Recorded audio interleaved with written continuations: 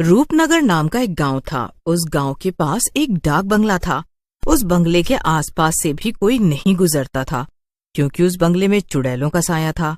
हर अमावस की काली रात को उस भूतिया बंगले से चुड़ैलों की बारात निकलती और गांव के किसी न किसी मर्द को उठाकर ले जाती।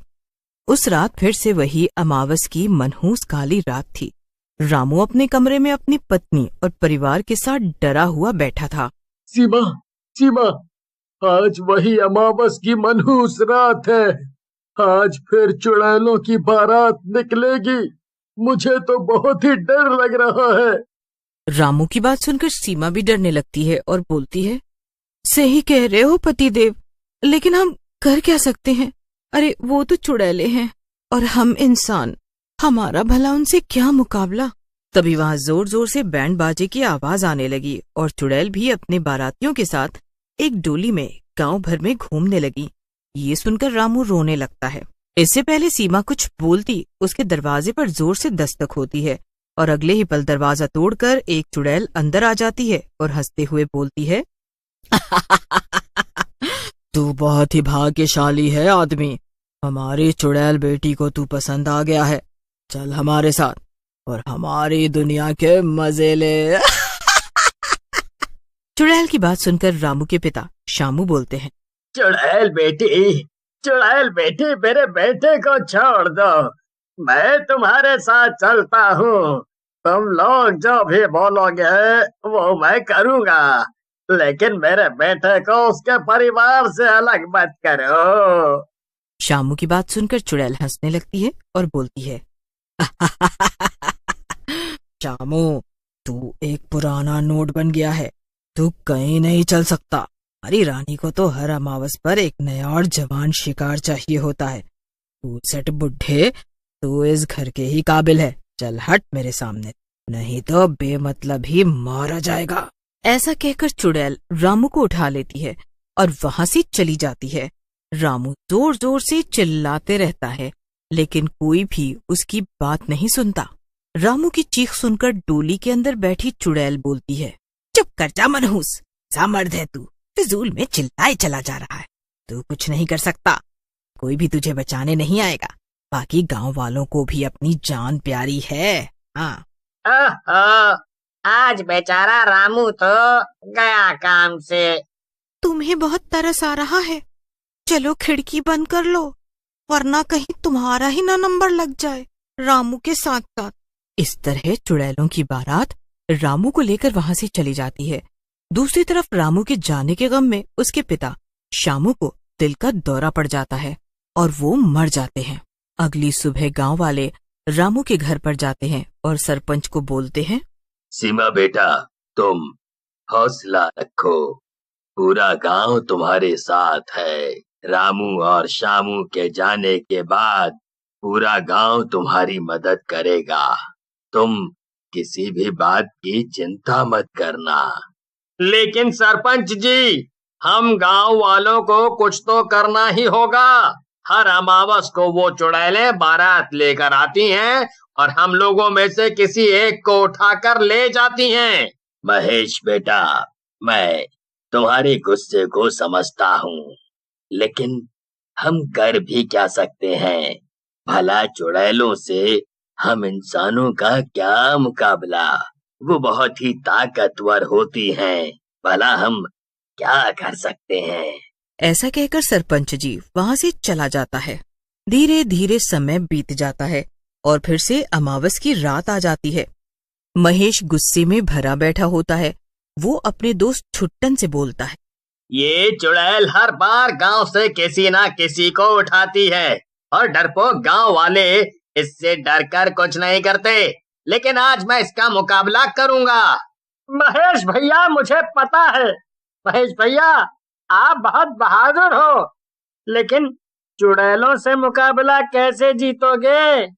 ऐसा कहकर छुट्टन महेश को समझाने की कोशिश करता है, लेकिन महेश उसकी एक नहीं मानता और खुद भी घर से बाहर निकलकर चुड़ैलों की बारात के सामने आ जाता है।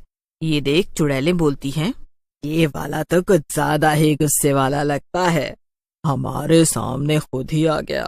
मजा आ जाएगा इससे शादी करने में। चुड़ैल को यूं अपने ऊपर हंसता देख महेश गुस्से में बोलता है, चुड़ैलो, यहाँ से वापस चले जाओ। हम गांव वाले अब तुमसे डरने वाले नहीं हैं। तुम लोगों ने बहुत मनमानी। महेश की बात सुनकर डोली के अंदर बैठी चुड़ैल हंसने लगती है और बोलती है, चलो अच्छा है, कोई तो बहादुर मिला, नहीं तो हमें हर बार डरपोक ही मिलते थे। देख क्या रहे हो, मेरे बारातियों, उठा लो इस बहादुर को, आज इसी के साथ सुहाग रात मनाऊंगी। चुड़ैल के ऐसा बोलते ही सारे बाराती हंसते हुए महेश को उठा लेते हैं।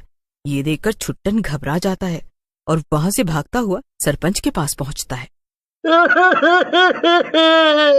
कुछ करिए सरपंच जी, वो बारात तो अपने महेश भैया को भी उठा ले गई। हमें कुछ करना होगा, नहीं तो इस गांव में एक भी मर्द नहीं रह जाएगा। कुछ करिए सरपंच जी, कुछ करिए। तुम रो मत छुट्टन, अब ये मसला बहुत ही गंभीर हो गया है। मैं कुछ करता हूँ।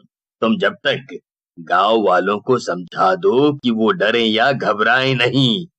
फिर छुट्टन वहां से चला जाता है। छुट्टन के जाने के बाद सरपंच की बेटी पूर्वा वहां आती है। पूर्वा शहर में ही रहती थी और एक नए जमाने की लड़की थी। अपने पिता को परेशान देखकर वो बोलती है, क्या हुआ पिताजी, आप इतने परेशान क्यों हैं और गांव में ये क्या हो रहा है? पूर्वा की बात सुनकर सरपंच बोलता है, मैं क्या बताऊं बेटी, पिछले कुछ दिनों से चुड़ैलों की बारात इस गांव में आती है और एक मर्द को यहाँ से उठा कर ले जाती है। मैं कई दिनों से गांव वालों को टाल रहा था, लेकिन अब गांव वाले नहीं मानेंगे। पिताजी, ये तो सचमुच में बहुत ही गंभीर बात है, लेकिन आज के समय में भी ऐसी चीजें होती हैं, यकीन करना थोड़ा मुश्किल है, पर आप बोल रहे हो तो सच ही होगा। मुझे लगता है हमें किसी तांत्रिक या साधु बाबा की मदद लेनी चाहिए। फिर सरपंच एक तांत्रिक के पास जाता है और तांत्रिक को चुड़ैल की बारात के बारे में बताता है। सरपंच की बात सुनने के बाद तांत्रिक बोलता है, सरपंच, ये सब तेरे पूर्वजों का ही किया धरा है। तेरे पूर्वज पहले डाकू थे और उन्होंने एक लड़की की डोली लूटने के चक्कर में उन सब बारातियों को मार डाला था। तो क्या कुछ भी नहीं हो सकता बाबा? वो सब तो हमारे पूर्वजों ने किया था। पूरे गांव को इसकी सजा क्यों? सरपंच, एक रास्ता है, लेकिन इसके लिए तुझे अपनी बेटी को अमावस से एक दिन पहले मेरे पास भेजना होगा और वो अकेली ही यहाँ आए।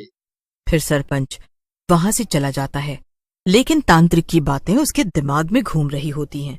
वो पूर्वा के पास जाता है और तांत्रिक के साथ हुई बात को बताता है। फिर धीरे धीरे वो दिन आ जाता है। पूर्वा अकेले तांत्रिक के पास जाती है। तांत्रिक पूर्वा को देखकर हंसने लगता है और बोलता है, आओ पूर्वा बेटी, आओ। मुझे तुमसे यही उम्मीद थी। तुम अपनी माँ की तरह ही बहुत बहादुर हो। पूर्वा अपने मामा से मिलकर बहुत खुश होती है और बोलती है, मामा, लेकिन हम उस चुड़ैल से अपने गांव की रक्षा कैसे करेंगे? मामा कुछ करिए। ऐसा कहकर तांत्रिक मंत्र पढ़ने लगता है और जैसे जैसे वो मंत्र पढ़ता जाता है उसका शरीर राख बन जाता है। ये देखकर पूर्वा रोने लगती है, लेकिन थोड़ी ही देर में वहां राख का ढेर पड़ा होता है और वहां तांत्रिक की आत्मा आकर बोलती है, मैंने कहा था ना, रोना नहीं है मेरी बेटी, तुझे अपनी माँ की तरह ही बहादुर बनना है। बस तू ये राख ले और उस बारात के ऊपर छिड़क दे। ये राख उनके ऊपर डालते ही वो सब चुड़ैलें और बाराती गायब हो जाएंगे। रात होते ही वहां चुड़ैल की बारात फिर से आ जाती है, लेकिन जैसे ही चुड़ैल पूर्वा के पास आती है, पूर्वा उसके ऊपर राख डाल देती है। राख के डलते ही चुड़ैल गायब होने लगती है। ये क्या कर डाला तूने लड़की? मैं ऐसे गायब क्यों हो रही हूँ? और अब तुम सब यहाँ से गायब होने वाले हो। ऐसा कहकर पूर्वा अपने हाथों से राख को हवा में उड़ा देती है। चारों तरफ धुआं ही धुआं हो जाता है और जब धुआं हटता है तब सारी बारात वहां से गायब हो चुकी होती है।